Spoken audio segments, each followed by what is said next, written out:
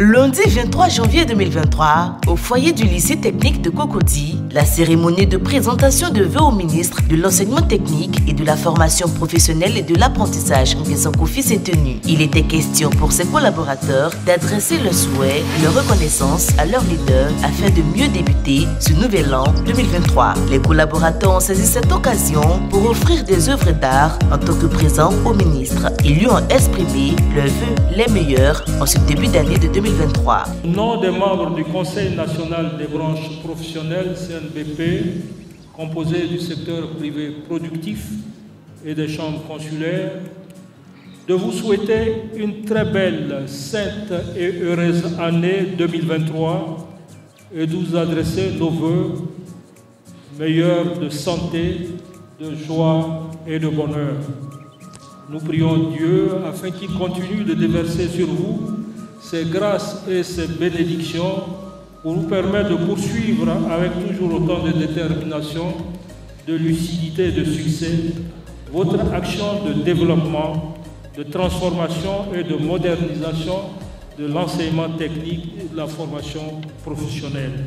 Monsieur le ministre, tout le personnel significativement représenté cet après-midi me charge de formuler à votre endroit, à l'endroit de votre famille, ainsi qu'à l'endroit de vos proches, des vœux de bonne santé, de prospérité et de bonheur.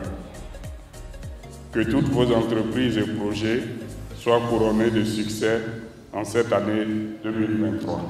Le personnel souhaite que votre présence à la tête de ce département ministériel dure le plus longtemps possible et qu'elle soit des plus fructueuses et des plus remarquables dans l'intérêt de toute la nation.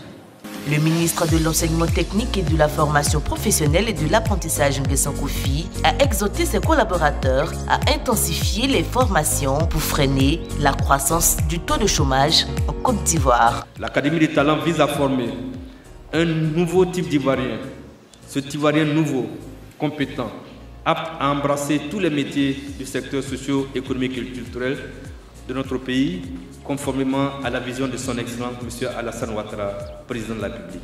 Ainsi, il s'agit pour notre secteur de procéder à une véritable transition éducative dont l'objectif ultime est de former dans nos domaines d'activité cet Ivoirien nouveau. À cet égard, notre ministère devra redoubler d'imagination et proposer aux jeunes inscrits dans nos établissements des référentiels véritablement en lien avec les métiers et cela avec l'appui du gouvernement, du secteur productif et des partenaires.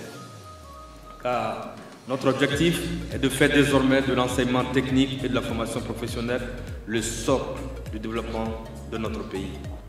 Mesdames et messieurs, l'année 2023 a été décrétée année de la jeunesse par le président de la République. Notre ministère devra susciter les expériences légitimes qu'attendent les jeunes en synergie avec les autres départements ministériels et les partenaires. Pour cette raison, j'exhorte l'ensemble des personnels à une assiduité plus accrue, un travail encore plus efficace pour atteindre des résultats quantifiables et visibles. Dans cet esprit, et pour soulager les chefs d'établissement, des travaux complémentaires seront effectués dans nos structures et des équipements nouveaux renforceront le dispositif actuel. L'ambition est d'accroître les capacités d'accueil de nos établissements en vue de recruter le maximum d'apprenants. Pour finir, le ministre a remercié tout et chacun pour la détermination à la cause de l'enseignement technique, de la formation professionnelle et de l'apprentissage et a souhaité encore une fois une excellente année 2023 afin que dans la Concorde, tous travaillent efficacement pour offrir des perspectives heureuses à toute la population et particulièrement aux apprenants. Mais il faut dire que le discours que le ministre vient d'émettre est un discours qui nous galvanise en tant que responsable de structure. C'est un discours qui va nous amener à vraiment mettre en application la vision de Monsieur le ministre. Pour l'ensemble du personnel du ministère, à sa tête, Monsieur le ministre, les vœux de prospérité et que le Tout-Puissant puisse nous donner la force de mener à bien nos missions. Ce sont des occasions, certes pour respecter la tradition en se présentant les vœux, mais pour nous, c'est une occasion de prendre encore une fois la mission que M. le ministre a confiée, à savoir la direction générale de la formation initiale, qui est la direction générale qui est en charge de la mise en œuvre du plan dont il a parlé, l'Académie des talents. Donc le programme de l'Académie des talents repose sur la direction générale de la formation initiale. Nous venons encore une fois de reprendre cette mission que M. le ministre nous a confiée. Mes impressions par rapport au discours du ministre sont très bonnes.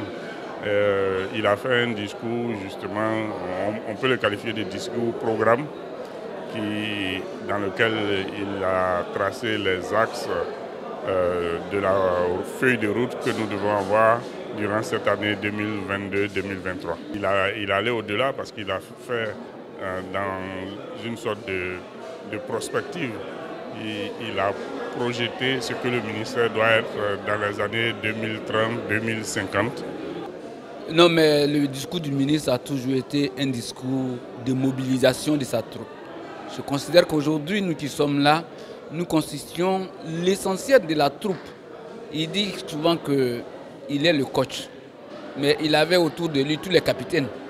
Et donc, il voulait faire passer un message. Et pour nous, ce message a été un message mobilisateur pour lancer toute l'équipe en ce début d'année pour que nous puissions réussir les différents chantiers qu'il a ouverts. C'est l'un des meilleurs discours que le ministre ait pu prononcer, surtout qu'il a ponctué ce discours-là par des explications à partir de schémas. On sent que le ministre a toujours au bout des doigts l'enseignement et la formation. Et naturellement, à partir de cette qualité-là, il est clair que le message que le ministre passe est un message fort, pertinent et qui nous permet de nous encourager, qui permet de nous booster, qui permet de comprendre réellement sa vision.